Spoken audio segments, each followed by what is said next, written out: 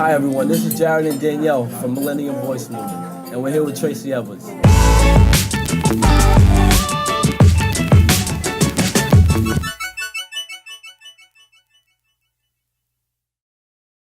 Millennial Voice Movement is an information platform for ages 18 to 26. As millennials, we are often overlooked in the community as far as voting, and community policies and stuff like that. So we want to really get everyone out there to be able to have a voice for themselves and for everyone else. We are here at Black and Blue Seafood Chophouse, located at 65 North Street, Huntington Village.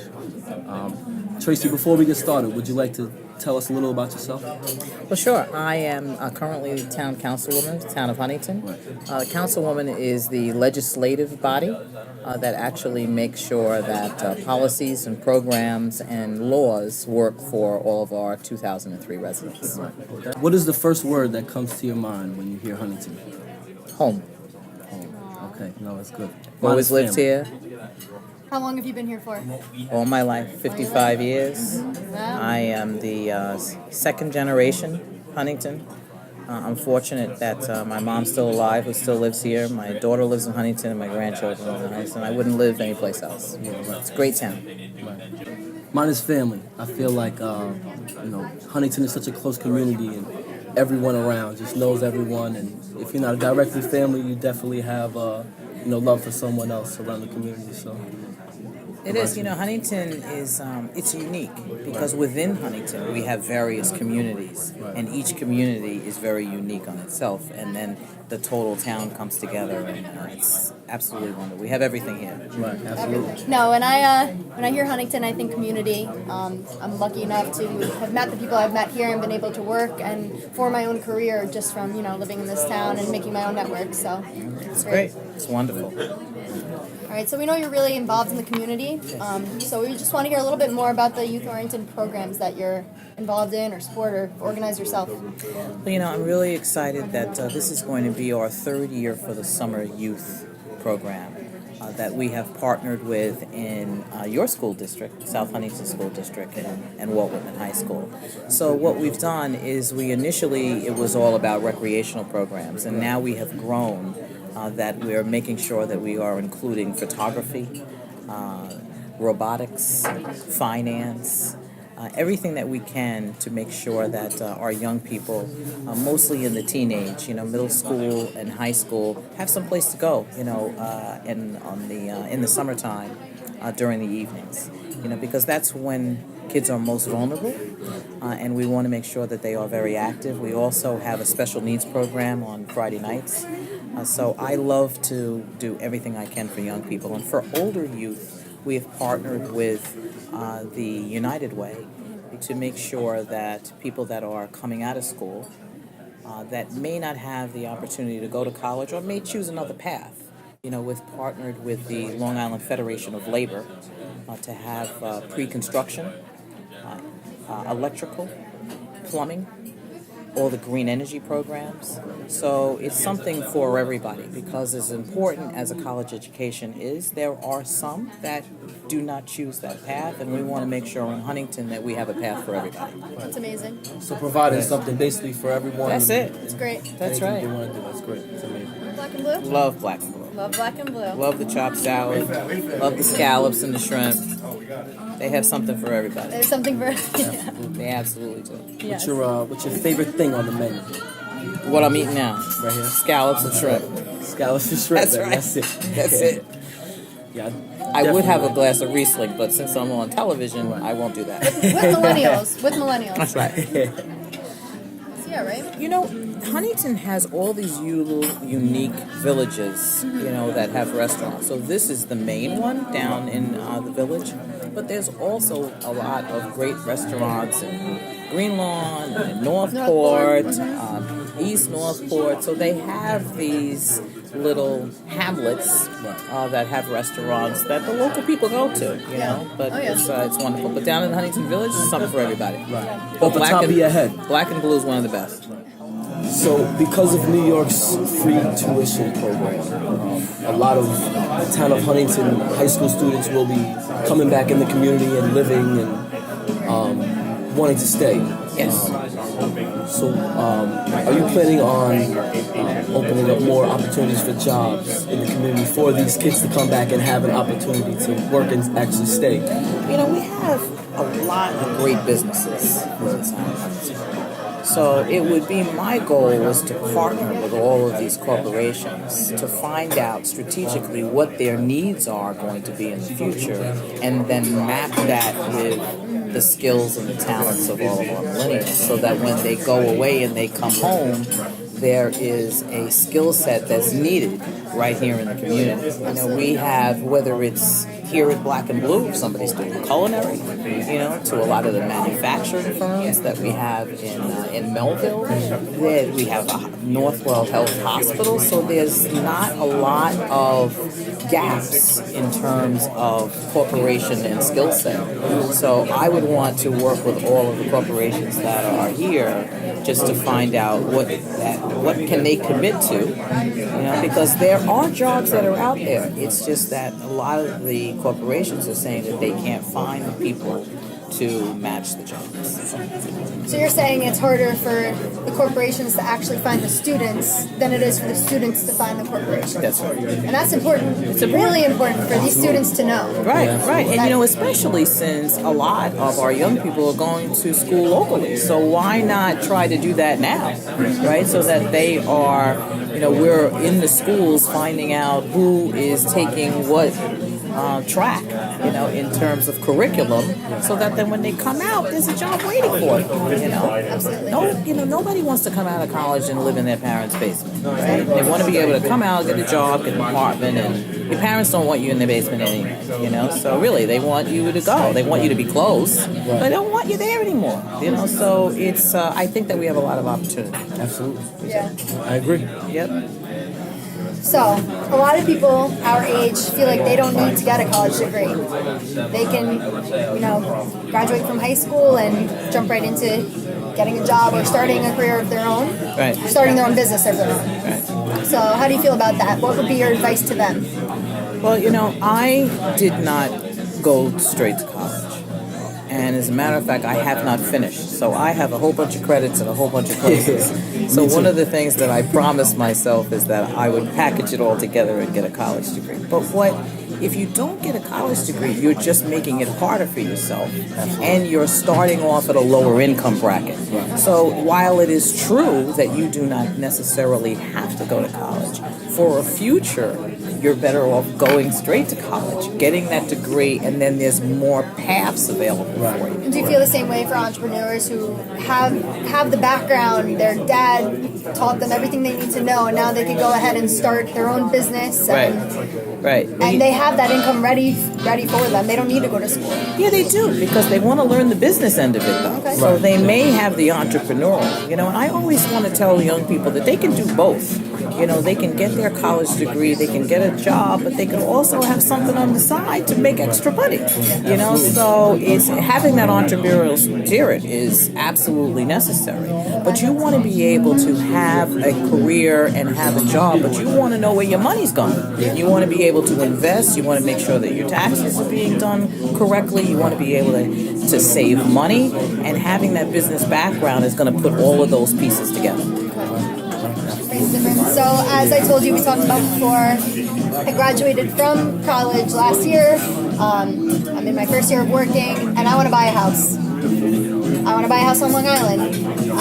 You know, that's really, really hard. So what are you going to do to help first-time home buyers like myself? Right. So, you know, the good news is we just passed legislation on Tuesday so that it does two things. One is for those that do not want to buy a house, what we're trying to do is to create an opportunity for them to rent in downtown Village. Right? So right now you're priced out of the market. So to get a one-bedroom apartment down in the Village right now, you're talking about $3,000. So what we've done is work with the developing community to say, listen, 1 out of 5 should be at an affordable rate, and that affordable rate should be based on Nassau Suffolk fair market value.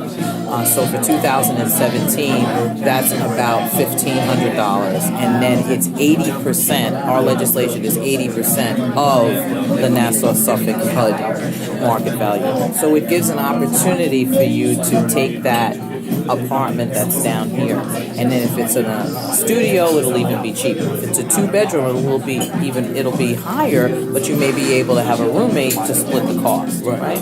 But what it also does is, for that legislation, if you want to buy, it adds into our Affordable Housing Trust Fund for first-time home buyers. So that if you're eligible and you meet the qualifications and you're a first-time home buyer, we want to be able to give you money and give you an opportunity to try to purchase a home at a lower rate. And how do you apply for this, or how do we Lottery. become? Okay. It would be a lottery. Okay. Right. Interesting. And what are some of the qualifications, though? Just to Yeah, it's income. It's based all on based on income. income? It's all based on Okay. income. Not based on That's age, right. though. No, it's not based on age. No, and we have people that have, I have a young person that just qualified, in order to do that. So, because I always want to encourage people to buy, because if you are renting, renting is not for everybody, buying is not for everybody, but you want to be able to have the opportunity to do both. I just know a lot of people our age feel that Long Island is just too expensive, and It especially is. at Huntington, it's really hard to stay here, especially when you have opportunities where you're paying a quarter of the rent in another state. Sure. So it's definitely something big, for us to focus on. Yeah, so I was really excited to co-sponsor that legislation with Councilwoman Berlin. It just passed, and I think it's going to make a difference in people's lives, and that's what I'm trying to do. All right, so you know what our goal is. So what's your plan? How do you want to attract more millennial voters? Well, I'll tell you that you have to be able to reach, I want to be able to reach millennials where they are. So opportunities like this is great, because there are not a lot of forums where millennials will gather together to hear policy and talk policy. So I want to use Instagram. My grandson told me I should use Snapchat. I don't know if I want to put the nose on. Like they have the filters. Yeah. They have the filters? Yeah, That's right. good. Okay, so You'll show you that later. you'll have to show me that later, because I was like, I don't know if I want to be a rabbit talking about things, but but I do recognize that millennials are not looking at traditional media, right? So for example, my kids don't have a landline phone. They only have a cell phone. So there are not a lot of things that they are doing. I can't call you on a landline phone. So I have to be able to reach you in opportunities like this, and YouTube. And so I want to be able to try everything I can, to meet you where you are. We know you support veteran housing and funding. Can you tell us a little bit about that? Well, the funding is available. There's state funding, there's federal funding, and then what we've been trying to do is get grants from the state and then partner with organizations like the United Way on Vets Build. So what you actually have is veterans building veterans. Building veterans houses. So, Suffolk County has the most veterans in New York State. So we have to make sure that we're not only supporting our veterans while they're in the military, but they should be able to come home, be able to have a place to live, be able to get a job, and all the kinds of services. So another program that we have is Veteran Services Day. So where we do is we bring all of the not-for-profits together under one roof, so that the veterans can go table to table to get their services, as opposed to they have to drive from place to place. Because a lot of times you don't know what you don't know. You don't know the services that are out there. So putting all of it together and partnering with the American Legion Post 1244 and other really great veterans organizations, we're able to do that on a monthly basis. And that's even reaching out further, because you're giving them the ultimate opportunity to be able to have the access to it instead of having to travel somewhere else. That's right. That's right. Right. That's great. That's excellent. Are you excited and confident to run for town supervisor? I absolutely am. And are you prepared to lead the council? I am prepared. I've been very, very fortunate that I just retired after a 37-year career at Verizon, where I was responsible for managing a great team of 3,800 employees. I was responsible for a $220 million budget. So both of those is larger than the town. So the town budget is $190 million, and we have 700 employees. So I'm ready from a business acumen perspective. But what makes me, I believe, more prepared is that I know this town.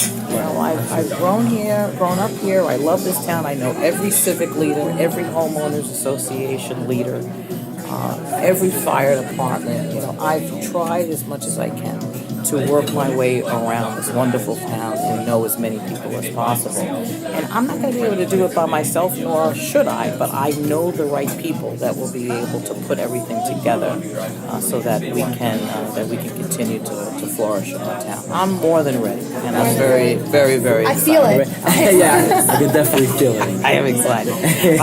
I'm pretty soft-spoken and quiet, but don't let that fool you. Don't let that fool you. I'm very passionate for it, and it's not a free run for me because in political office, a lot of times when people try for higher offices, they do it in a way that if they lose, they still have their current position. Right. I'm not doing that. Right. My term is up, so I could have chosen to run for re-election in my spot. But the town is too important, and I'm willing to take the risk, and I'm hoping people take the risk in me and put me in that seat. I'm ready to go. Great. So that town supervisor position, in previous years, how many people actually voted versus how many could have voted? So with 203 residents, about 19,000 people voted, which is a small number. Yeah. There's many more people have to be involved, and we need the millennials. I need the millennials to come out and vote because it's that important, and I need your support, and I want to work with you to try to see if we can shape this town going forward for your benefit. So as a woman, do you feel like people underestimate your strength at times at all throughout your career and all your experience? Let's hope not. That's it. Let's hope not. That's it. That's it. All right. Put an exclamation point on it. That's it. All right. So I know you have faced many difficult obstacles in your life, and you did not let that stop you. You never missed a single meeting. You really put your mind to what you were doing, and you didn't let anything knock you off that focus. Do you feel like there's any challenge that you can't overcome? Well, when I was diagnosed with breast cancer, and that's what you're talking about, not missing the meeting, what it gave me is the ability to just take a step back and take a look at my life. And it was challenging, but what it did is it focused me on, first of all, I gathered met with my surgeon and oncologist and said to them, listen, I have no intentions of dying of breast cancer. I'll get hit by a bus first. So you all are going to have to figure this out because there's too many things that I have to do. My children, I need my children, they need me, I have grandchildren, and and I have a job to do, with the town. But what it did is I did decide to retire from Verizon. They were absolutely outstanding to me, and not only moved me closer to home in my office, but it was time for me to retire. They supported me along the way when I did that. But I don't do anything that I don't want to do, and that's why I know that it's very, very important for me to do this, because I think that it also, from a women's perspective, I asked a lot of questions on my journey of chemotherapy and surgery and radiation, and I learned a lot of things that I knew it was then my responsibility to share with other women. So I was diagnosed, even though I followed my mammographies and my sonograms on an annual basis. I discovered that I had breast cancer just by a self-exam. So that taught me that even though I had breast cancer in 6 months, that it's just as important to not only have your annual screenings, but you have to do the breast exam. I also found out that for women of color, when you do get breast cancer, you get it much more aggressively. So you have to be on top of it all the time because there are a lot of women of color who do not get treated early. And it goes into advanced stages more often, either for lack of insurance or whatever. Life gets in the way sometimes. So I was fortunate to have doctors, my radiologist, my oncologist, and my surgeon that partnered with me in Northwell Health so that I could share the information with other women in the town of Huntington. So I think everything happens for a reason. I think that happened for a reason. So, and I'm going to continue to work on those programs for heart health we had. And we're going to do ovarian cancer. So we want to just keep those things going because it's, once you get that information, that it's important for you to share it with others. Mm-hmm. Absolutely. It's very inspiring. Yeah. Very definitely inspiring. It's great. Well, I think that wraps up our interview here with you, Tracey. Our conversation with Millennial Voice Movement. And hopefully this really, gets a message across to people our age, and now they know a little bit more than they did yesterday. That's right. Well, invite me back. No, we definitely will. Definitely. We'll bowling next All time. right. Okay. All Next right. time right. is bowling. We're Okay. going Good. bowling. All right.